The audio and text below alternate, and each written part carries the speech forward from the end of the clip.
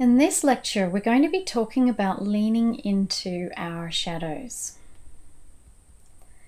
A lot of what seems to be happening in the positive psychology movement today is a sense of almost what's sometimes called spiritual bypassing.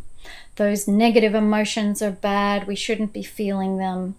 Don't feel them, push them down, get up into the higher emotions. But this is kind of connected to not being tolerant of pain. And if we're not tolerant of our own pain, chances are we're not going to be tolerant of other people's pain. So a key core skill in compassion is actually tolerance for pain.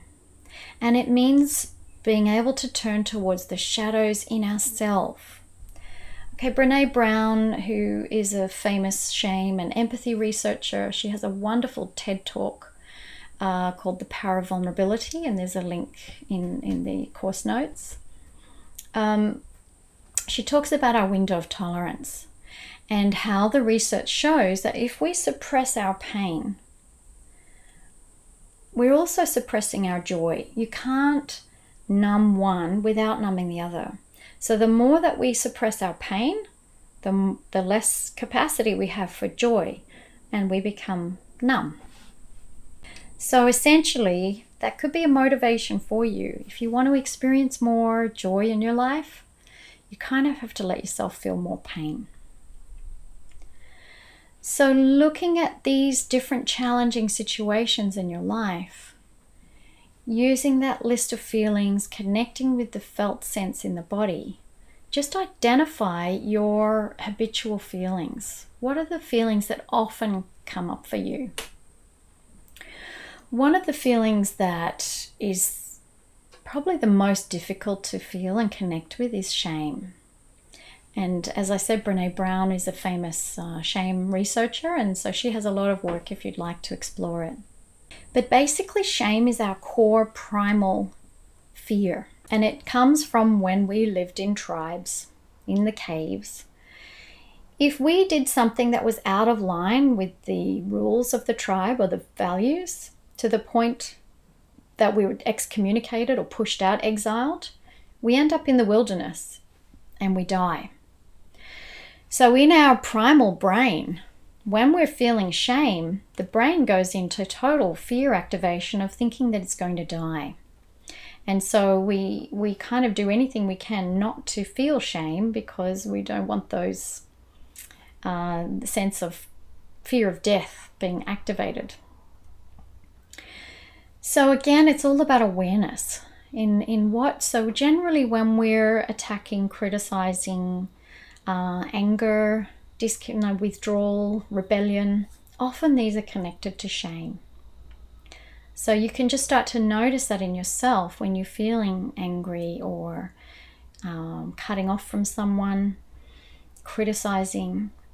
Underneath it, are you feeling some shame? Okay, so it's just really good to start to connect to these feelings.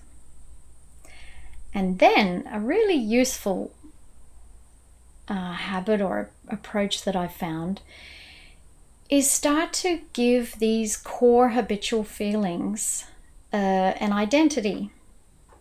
So this is something that a friend and I have played with quite a bit in the last couple of years when we've been struggling with things like overwhelm and burnout.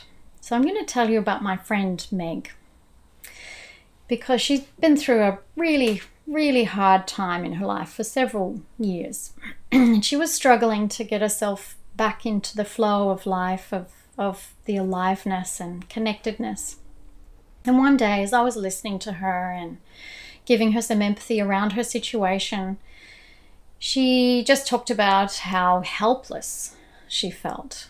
And so I said to her, what does she look like? If she was a character, how old is she?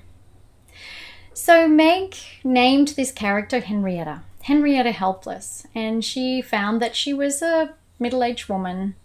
She kind of looked like she was homeless. She was dirty and unwashed hair, and she'd kind of given up on life, and so she was just sitting on the street.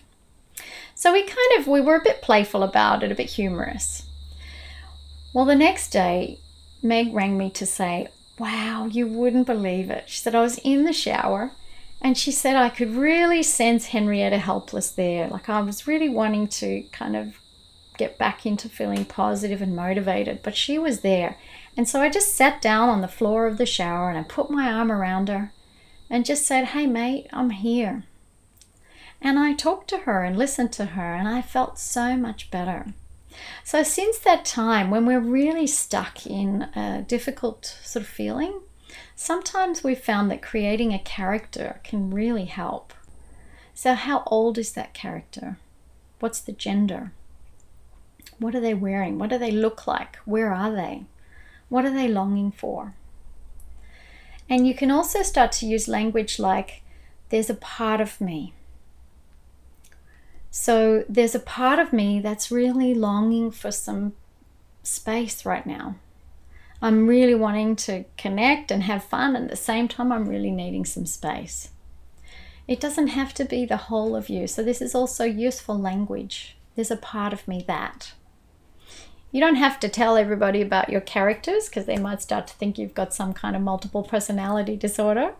But I have found it useful also to get more understanding from people, that if I say, I'm just really stressed out right now, they might kind of feel more like they have to really help me. Whereas if I say, I'm okay, but there's a part of me that's feeling pretty stressed about this right now, I sort of feel like it gives me a bit more of a boundary, like I can manage this myself. And just naming it in that way gives people some understanding of where I'm coming from. And it also just gives me a bit of emotional space to deal with it myself. Hope that's useful.